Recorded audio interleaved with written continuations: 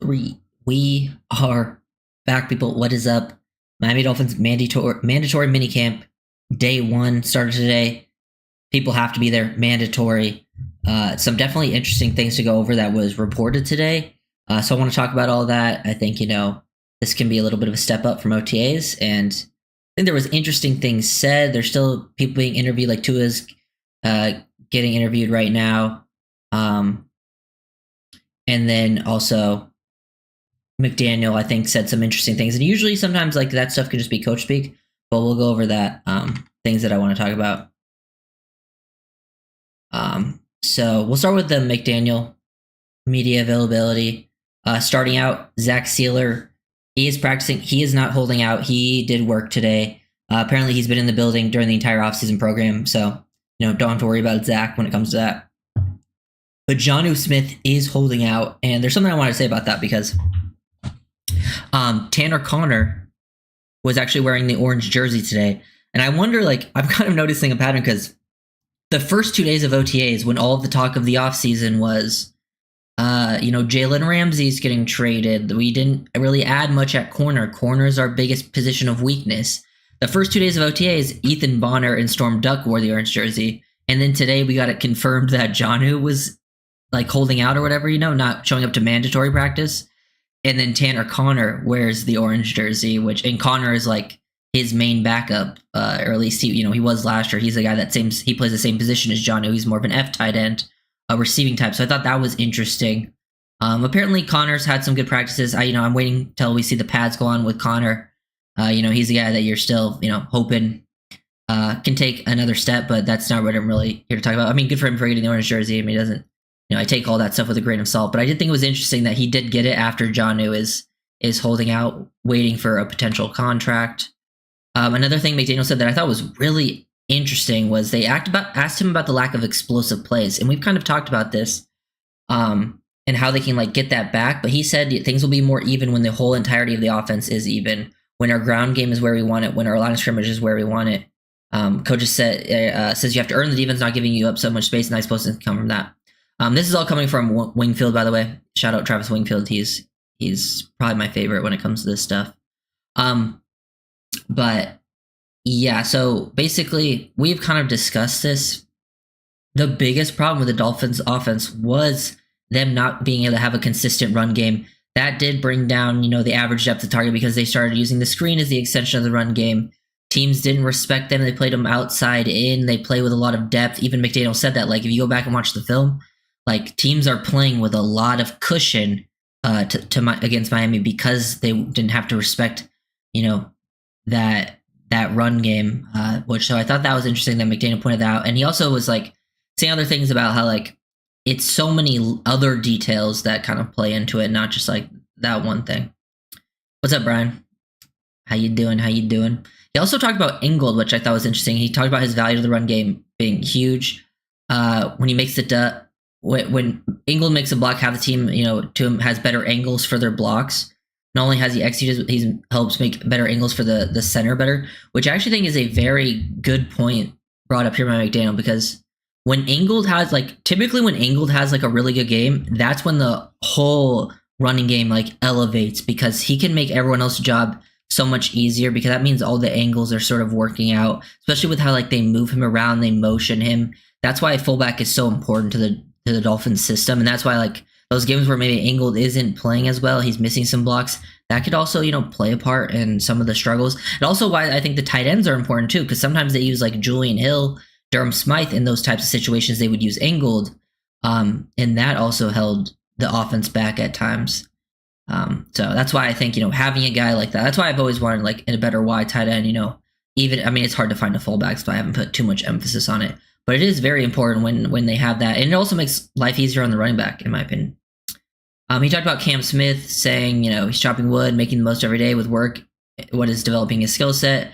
Eye discipline was the first thing coach mentioned as a focus for Cam and all young DBs.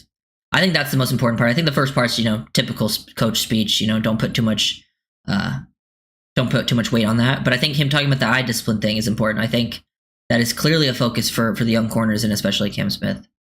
Talked about Chubb and Phillips being back and how their intangibles impact the team. Best way to teach a QB how to play on time is to have edge pressure in practice. And those guys just have like Bradley Chubb, very positive, loves being out there. He also praised Ashton Davis for his coachability, which I thought was interesting. Mentioning Ashton out there. So, just a sometimes key to focus on who they're pointing out. But yeah, I think when McDaniel talked about how like people always try to like talk about a single sort of variable, like whatever it is, like you point out, it's just this, just the O-line. It's typically everything coming together and usually a little bit of, multiple things rather than just one specific area. But sometimes helping out one specific area can make the whole thing click and get better. So I thought that was interesting with like bringing up with like the angled and the offensive line, which was very interesting.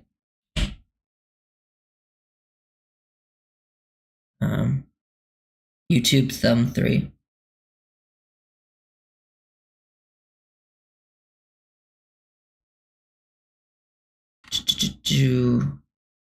I don't know. YouTube thumb 3. Is it say that somewhere? I don't know what that means. Okay, I can't believe all this Tua hype. Tua can't even hit 30 touchdowns in a season. Honestly, I'm not going to comment on what you're trying to say because it's just a base level kind of thing that doesn't really matter, to be honest. There's so much more context is just missing in those situations. Then we go over some of the things that were talked about today. We'll go through a lot of the reports here. Very interesting day of practice. Shout out Dante Trader because he came away with a pick. I'm a big Dante Trader fan. So we're going over Wingfield stuff. Day 1 of Dolphins minicamps in the books. Some notes: the Tua to Waddle connection continues to provide fireworks. They're playing on the same clock. Ball's on him right out of breaks, and Waddle's running like people are chasing him. Favorite play was 40-yard touchdown. Tua worked the front side with a little shoulder roll / punt, pulling it underneath defender out the window. Layered it to Waddle, who caught it in stride and showed that 4.2 speed. Yeah, so it seems like Tua and Waddle are continuously to cook. And it seems like pretty much every practice we hear about the defense winning the day and coming away with interceptions. And then every time we see it's always off Zach and Ewers. So that is always pretty interesting. And apparently the last play of the day was a 55-yard touchdown to Malik. Travis said it was against Artie Burns, but I saw other people say it was against Jason Russell Jr., so we'll have to figure out who that was against. But I love hearing about a long bomb to Malik. I'm a big Malik fan. How many seasons and he can't hit 30 touchdown mark, even his best season stats? Raphael, I just think, to me, like, there's so much more that just comes into it than just looking at base level stats. I think, to me, I don't like to just look at base stats because those things can always be very misleading. Like, what the one, he's obviously his biggest problem is injuries. We all know that. Injuries has played the biggest part in him not putting up a ton of touchdowns. Also, the fumble thing, also very misleading. Somebody, mentioned in the last stream saying he had like 30 plus fumbles. He's only had 13 lost fumbles. So I think the whole fumbles thing can be misleading as well, because sometimes those fumbles are attributed to the quarterback, but sometimes it's on a running back, sometimes it's on a center, sometimes it's on him. That's why, I don't look at base level stats. And then like the whole, like the 1 year where he did play the whole season, what did he have? 29 pass touchdowns. And then we also led the league in rushing touchdowns that season, if I'm not incorrect. And to me, it's more looking about like overall total touchdowns rather than just QB touchdowns, because you never know. Sometimes the quarterback can lead the whole drive and then the running back finishes with a 1 yard touchdown. Like Mostert had like 20 touchdowns that year. So I don't think it's necessarily about just looking at touchdown or, turnover stats. I think it goes a lot beyond that. Going back to what I wanted to talk about, but yeah, shout out Malik Washington. Nice little 55-yard touchdown. Love hearing that. I love Malik. Apparently, I can't remember who said it last time, but they were talking about Nick Westbrook-Akine, hearing about how he's starting slow. Apparently, in the red zone, he had 3 touchdowns, which we've talked about. That's kind of where Nick Westbrook's going to bring some value. He's not going to be like putting up crazy numbers. It's red zone, doing the dirty work. Sometimes, it's not always about the stats with him. It's going to be finishing in the red zone, which is always helpful, but doing the dirty work, digging out the run game, running more 11 personnel out there, having him on the field that could replace Jonnu in certain situations. Tua and Zach Wilson both found him.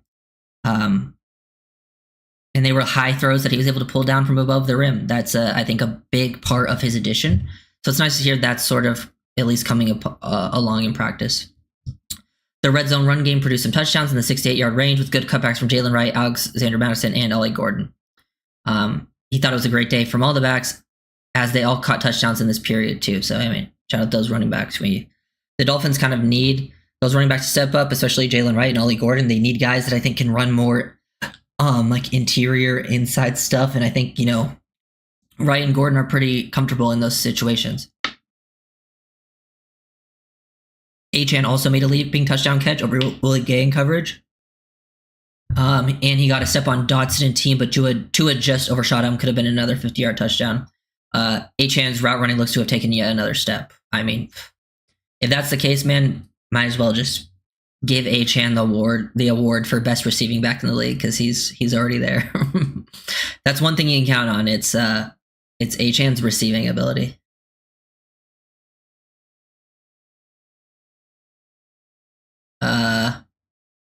He also said, I thought it was a great day from Kader Kohu and Storm Duck, who I think are probably the top two corners right now on like the depth chart after, when they trade Ramsey.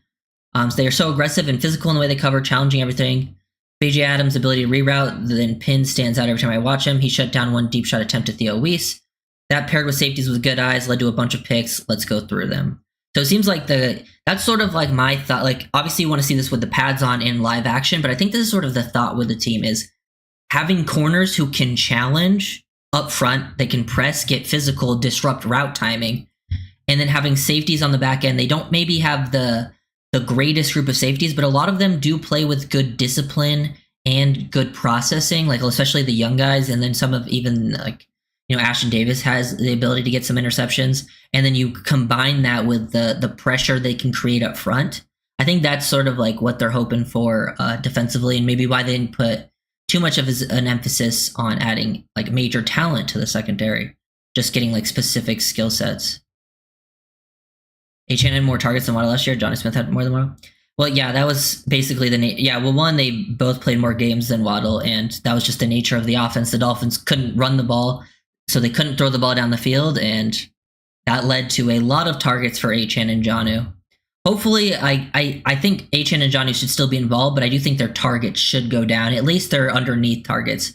I don't think you want them getting as many targets. At least like it's sort of like the Jarvis Landry thing, where Jarvis Landry was getting a lot of targets, but a lot of them were just low value targets. That kind of hurt the team. Ethan Bonner nearly had a pick six in red zone, drove on an outbreaker from Zach Wilson, but dropped it. Later in team, Wilson had Taj Washington, but overshot it, picked and ran back by Dante Trader Jr. So one nice, Bonner almost had a pick six, just got to hang on to it, but nice job breaking on some stuff. I think Bonner's pretty strong in that area.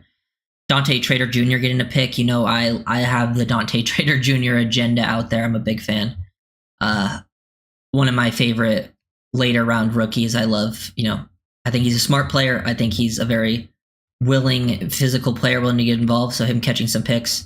That the pick, the way they're describing it, reminds me of the pick he had against Virginia. At least that's what it sounds like.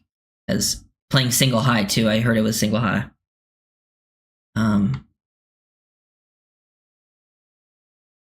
But yeah, we'll go over this Tua interview too, because Tua's getting interviewed right now, and he's talking about a lot of stuff. It seems like talking about culture, all that. What else was talked about? The second pick by Wilson came from Isaiah Johnson, who won the 50-50 ball attempt. He said he didn't see the receiver. So Isaiah Johnson coming away with a 50-50 ball. That's where like his size and length can also come into play, finishing at the catch point. He's another one that, we could see a potential jump from this offseason, especially if they do go into a more press man heavy stuff. And then Elijah Campbell had a pick six and 7-on-7 on Quinn Ewers. Ball was off the hands of his intended receiver, AJ Henning. And then Jordan Colbert read a throw over the middle, but couldn't complete the catch. So Colbert almost had a pick as well. McMorris is odd man out, or is forever special teamer? I don't think McMorris is odd man out. I think he will be around. I think the Dolphins staff love him. I do think he will be a special teamer this year, but I think he's someone that will see playing time probably before Trader. I'm a big fan of both McMorris and Trader. I think they'll probably give McMorris the edge because he's been around a year, and I think they really liked what they saw from him last year. And the DB's coach did mention him in The DB's coach did mention McMorris as a potential starter out of the 4 guys, and he didn't mention Trader, so that probably gives McMorris a head up. Yeah, Isaiah came away with a pick today. Definitely need some of these corners to step up. I mean, I don't really care who it is, but it sounds like, Bonner almost had a pick. Isaiah Johnson did have a pick, and then he talked about Storm Duck and Kohu having strong days, which I do think right now Kohu's obviously going to start. That's just where they're at right now at corner. Like, he's going to start, whether it's inside or outside, he's going to be one of the starters. Storm Duck is probably the head of the line, I think that's pretty much locked in right now. I think they really like Duck. He played the most out of the guys on this roster last season. And I don't know if they're going to add anyone. We can talk about like Jair Alexander. I don't think I've talked about that yet, but Jair was released yesterday.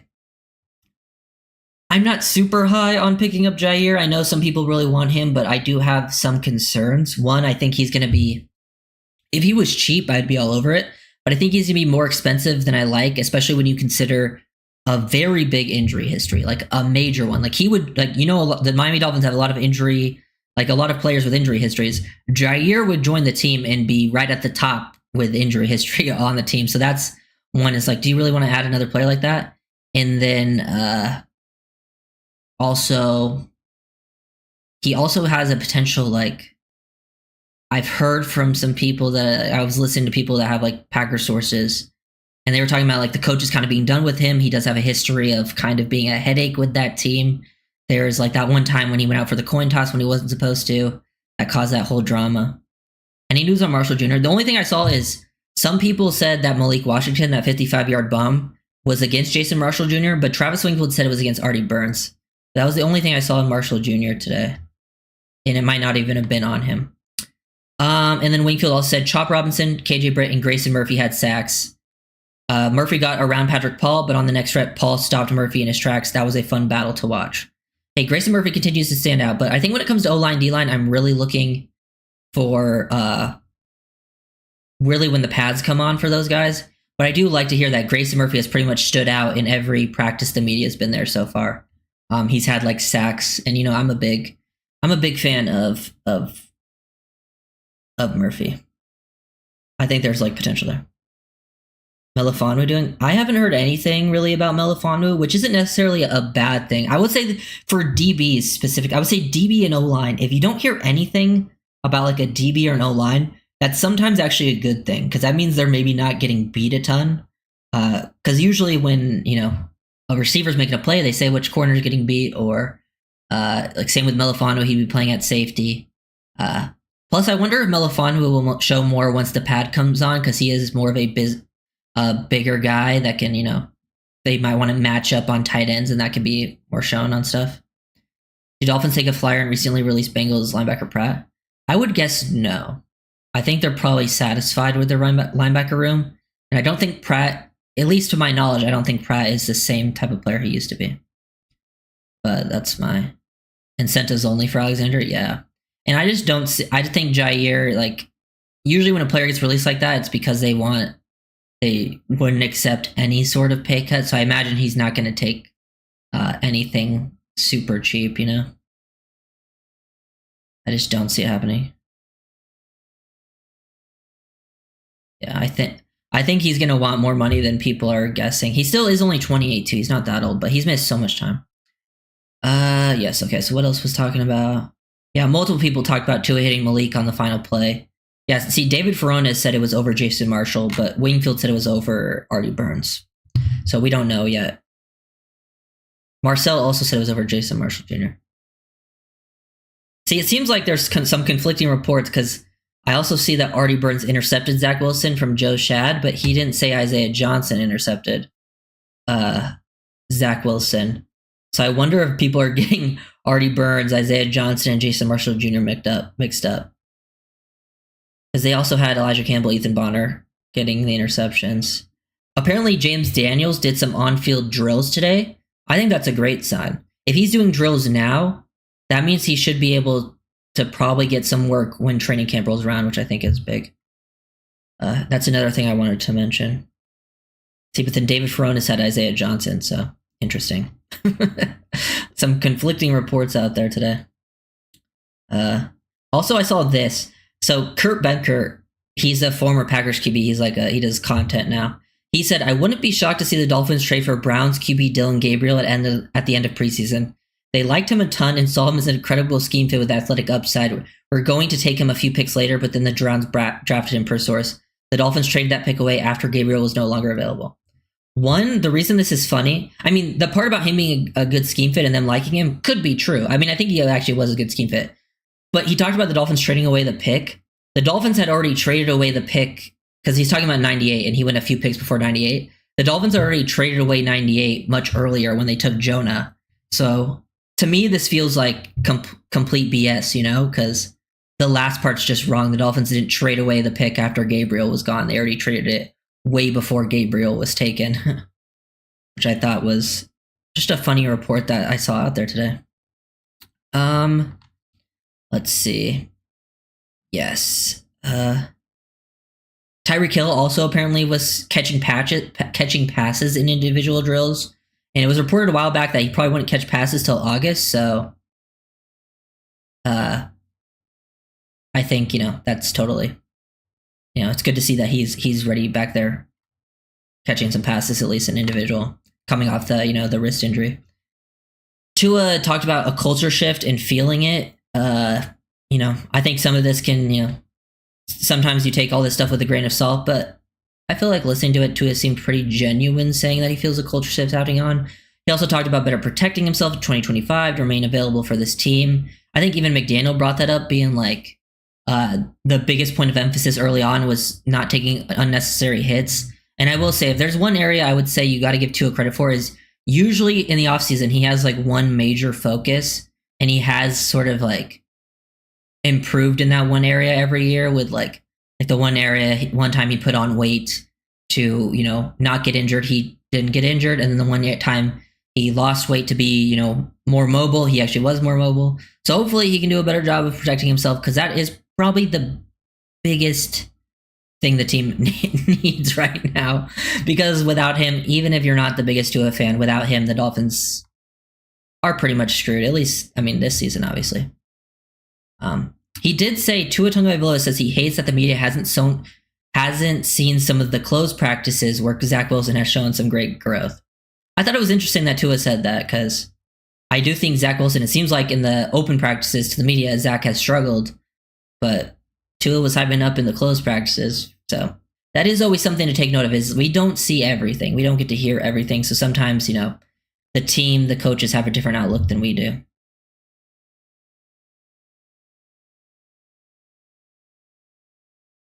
Yeah, I would prefer Nick Chubb too, but we also I don't know if Nick Chubb will ever quite be the same. Plus, he would be like RB3 or 4 on this team, so I don't really think it's that big of a deal. Watched football for 50 years and I haven't seen much worse than Gabriel. I'm not a Gabriel fan, but I've definitely seen much worse.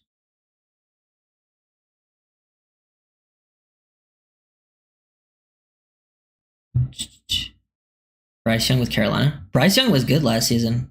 Bryce Young is definitely better than Gabriel. But yeah, the other guys, I agree.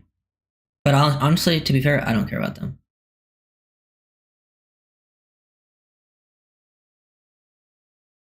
Yeah, so hopefully, yeah. Like, I don't mind. That's my point. I think, is minicamp more scrimmages than OTAs? I would say it's still pretty similar to OTAs. I think they take it a little more serious. It's like mandatory, so they do a little more. I think they do a little bit more, but I think it gets real serious once you get to like training camp. And yeah, the whole rushing thing, like, I don't mind Tua being active, especially like, I think Tua did a good, like, I think when Tua was active last year, mobile, I think he did a good job escaping pressure and then making a playoff script. But I think once after, like, I don't mind him trying to make a play and throw the ball, but I just don't want to see him making a play and trying to run, because that's pretty much every time he got hurt last year was when he was trying to run and pick up a first down, diving forward. That was pretty much the only times he got hurt last year. He never got hurt when he was just trying to, escape pressure and then throw the ball. He was actually, I think, EPA-wise, he didn't do it a lot, but when he did, it was like one of the more successfuls. So hopefully that can be sort of a mix-up. Let's see if anything else was said today. Tua declined to real specifics of his hip injury last season. Interesting. Yeah. Seemed like it was definitely a struggle for Zach Wilson today. We feel like we have the right guys here. Are you not tired of the last 5 years? If you are, let's do something to change it, said Tua. And they asked him, are you team paid Jonnu? And he said 100%. I mean, yeah, makes sense. Yeah, so Dayon, I did talk about that. Trader did have an int. You know, I'm a big Trader fan. I hope he gets some. I hope that's one of my biggest hopes for this season. And a big reason why, like, I'm not super like, oh, we need to go get a corner, you know, is I want to see the young DBs play. I think you need to see what you have, because I don't think anyone out there is a real huge difference maker, especially when you consider price. Like, I think, you know, you would upgrade with some of the corners you could add, but I think a lot of them might just be guys who are, you know, progress stoppers, guys who, you know, would limit your development of what you have. And it's not like, unless one of those corners, like, I think makes a huge difference and makes, like, turns you into like a playoff level team for sure, then I would do it. But I just don't think that's out there, and I think a lot of it's risky. So I just want to see if any of the young DBs can step up and actually get a chance. Because I think that's the problem, is sometimes guys just don't even get a chance to actually get real snaps, real playing time, and then they're just given up on. So I hope some of the young guys get a chance. You just need like one. If one or two of them step up, that's a huge positive, not only for this year, but for the future. Because next year you're going to be looking to add a lot of secondary help. So finding what you can find this year out of those guys, especially young ones, will be very nice. Oh yeah, I definitely agree with that, Kyle. Trader definitely gives, even just listening to him speak and listening to how people talk about him, people are very high on him from like a maturity standpoint and being smart. Heard any news on Jonah? No, I haven't heard too much news on any of the O-line, and I think that's pretty normal without pads on. So, and honestly, that's not a terrible thing. I didn't hear anything on Jonah today. I think what did I read? Like, I saw something last week on Jonah. It wasn't bad though, but it wasn't like anything super special. But I think for the rookies, especially the O-line, D-line, I'm waiting for the pads to come on, because I haven't really heard anything about them yet, but that's totally fine. I mean, last year, look at the team last year. Like, Chop was not someone who was standing out in practices and was not really a standout in preseason either, and then took a little bit in the regular season, and then by the end of the regular season, Chop was one of your best players. So I think things can turn around pretty quickly for guys. I think as long as we don't, I just don't want to see people freak out once the year starts. Like, if, like, say it's like 2 games into the season and Kenneth Grant hasn't really done anything yet, or Jonah is kind of struggling, to see people just give up on them, because, you know, sometimes it takes a little bit of while to get going for these young guys. Yes, Waddle has probably been the biggest standout from what I've heard, like, in every open practice so far. It feels like Waddle's had big plays in every game. And you know me, big Waddle fan over here. Big Waddle fan.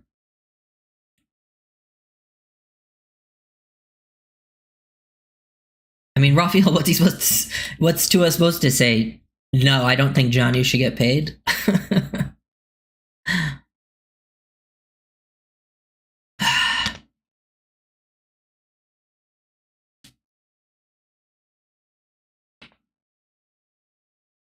You know, Waddle's one of my favorite players on this team. One, from just like a play style.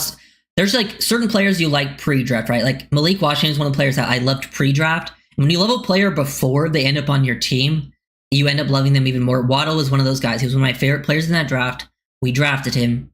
He's played really well. Some people have negative opinions about him. I don't really get that, because I think, you know, I mean, there's some criticisms to happen with this game, but like some people think he's like not that good, which is crazy to me. And then also just like personality wise, he seems like a really fun, good guy. And then also just like hasn't caused any issues, any problems. Yeah. Oh yeah, dude. There were certain people in the fan base already calling Chop a bust after like 3 games. Oh, you probably missed it, Kyle, but we talked about Nick Westbrook-Akine earlier. Travis Wingfield reported actually that, here, let me find it. Nick Westbrook Akine showed his red zone chops, catching 3 touchdowns in red zone today. And there was 2 high throws from Tua and Zach Wilson that he was able to pull down above the rim, which we talked a little bit. I think that's sort of where Nick's going to bring a ton of value. He's not going to be like a huge high level target guy on this team, because I think, if Jonnu's on the team, Jonnu and Achane will be more of those underneath big target threats. And then like Waddle, Tyreek will be more of the targets you push down the field. And then Westbrook, Akine, and Malik will kind of, I think, like split some work. So I don't think they're going to get like crazy target rates. But where Nick Westbrook is going to bring value is in that red zone. One, doing dirty work, because he's a blocking guy. He can do some of the bigger body stuff. Just fit into that room nicely. Like, I don't care if his like numbers aren't super high. Like, as long as he's making a difference, and then catching some touchdowns when they need him to catch some touchdowns.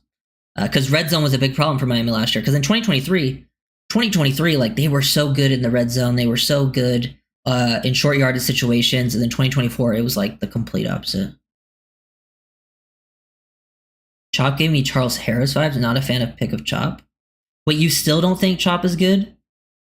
Because Chop is much better than Charles Harris. I hated the Charles Harris pick. Charles Harris was probably one of the picks I was most right about, because I did not like the Charles Harris pick from the jump. And I wouldn't even say I was the biggest Chop fan from the jump, but I still thought Chop was much better than Charles Harris. Charles Harris might be my least favorite first round pick the Dolphins have had in like the era I've been like hardcore watching the draft. I'm trying to think. It's probably Charles Harris, right? It's gotta be. He's the worst player of the bunch. Him and Deion Jordan. The Deion Jordan one's bad too, because they traded up for him.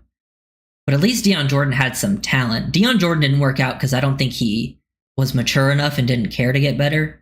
While Charles Harris was not that talented, but they were different things.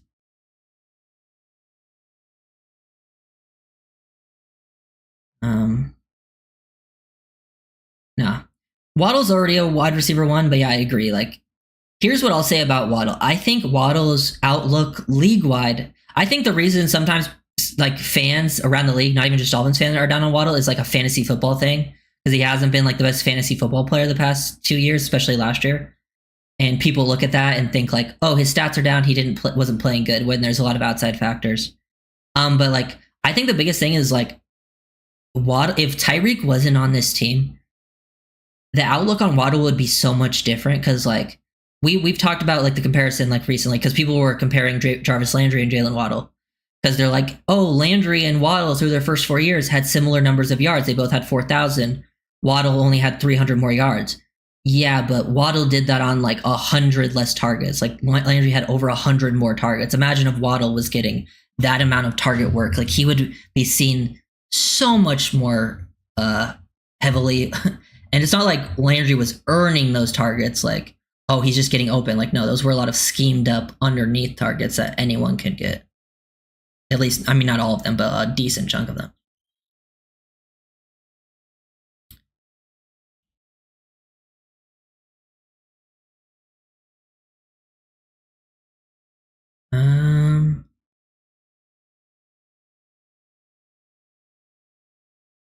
C. Weaver pick, drafted and quit team. I was talking about the first round picks. Oh, Iggy's a good shout, Vasily. But Iggy, I'll say this with Iggy. The reason I would still say Harris is Iggy had a decent year last year from Washington. So like for Miami, yeah.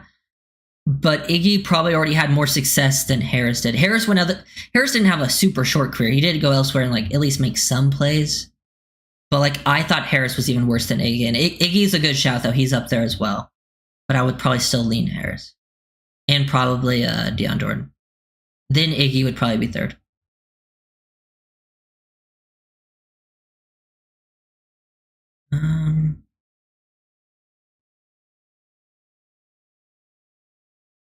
You think all he just make throws? Whatever he could use, however he possesses.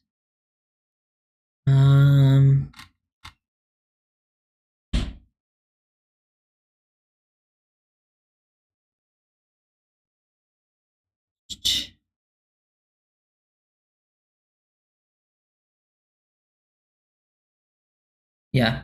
Somehow Waddle has become underrated. I don't really understand it, but he is. one of the more underrated players on the team, in my opinion.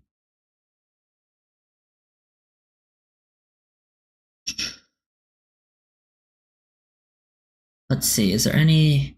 You guys have any more questions? I think that was all the things that were talked about. Yeah, I'm seeing people go on this Dylan Gabriel thing, being like, "Hey, we didn't even.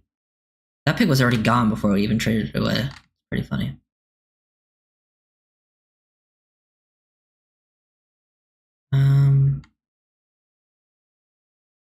I don't know. I think going into the season, I'm actually excited that the expectations are down with the team. I hope I don't have to see the national media talking about Miami and, bringing up all the narratives. I hope it's just kind of a quiet season.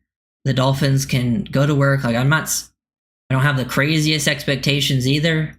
I just hope the young guys can do well, look well for the future, and maybe we can get, a little bit surprised and do better than expected. Because I think if they stay healthy, the Dolphins would have a decent year. It's just, that's a big if, obviously.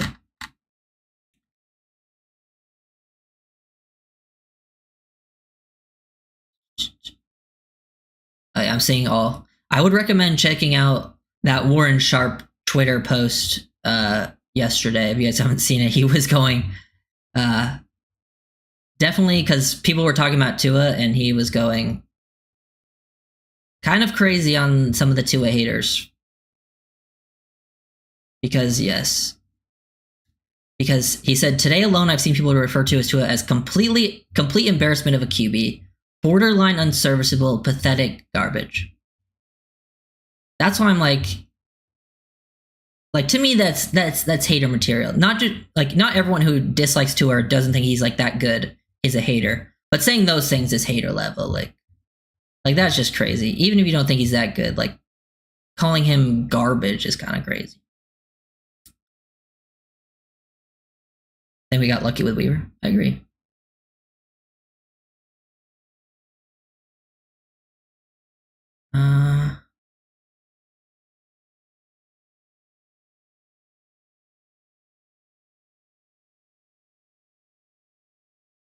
I agree. Yeah, it's definitely nice to hear James Daniels out there doing work, because that's can mean that he's on. I think that at least shows that he's probably on schedule to be ready for camp.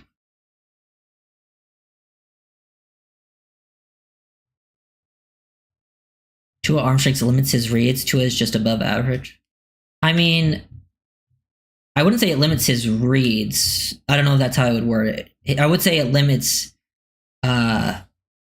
maybe certain throws he can make, but I wouldn't say it limits the reads that he makes. He's still making the same reads, but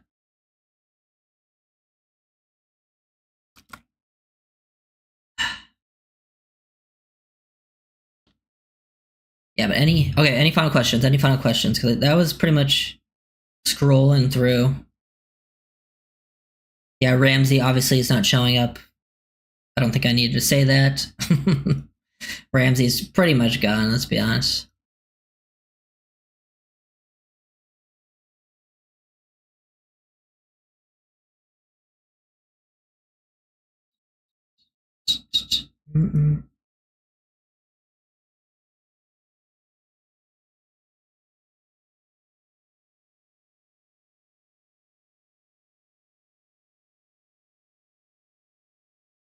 Kenneth Grant. I haven't heard much on Grant yet, but as I've said, I think O-line, D-line, I'm waiting until the pads are on when you can really see, especially interior D-line. I think, yeah, that's really more of a pads on situation where you can really see what a player's up to. Yeah.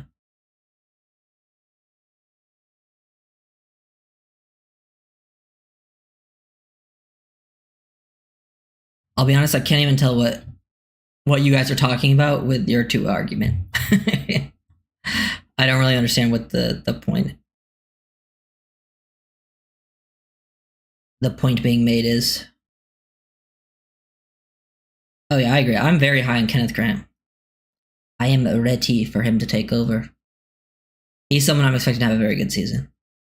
But yeah, I think that was everything. So I got some film breakdowns, some other videos on the way. I made this where I'm just talking to the camera. I had made a video like that's like, under 15 minutes, so it's a little easier for you guys to see different style thumbnail, and it talked about breaking the softness label. It's members only right now. If you guys want to check it out, all those videos will become available eventually. But yeah.